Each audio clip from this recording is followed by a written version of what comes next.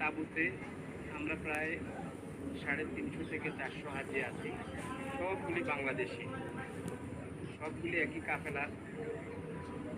এই সারিতে সবগুলি মুআল্লিমের সম্মানিত মুআল্লিমানে কেরাম, এবং এরপরে এই সবগুলি হচ্ছেন সম্মানিত হাজি সাহেবগণ, যারা সুদূর বাংলাদেশ থেকে এই মিনা জমিনে এসে সবাই হজরত পালন করার উদ্দেশ্যে এসেছেন। এখানে দেখুন আপনি, কেউ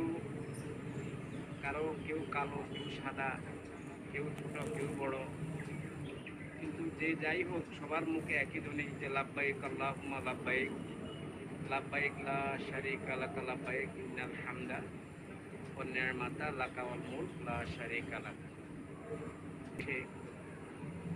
এই মিনার উপর সবাই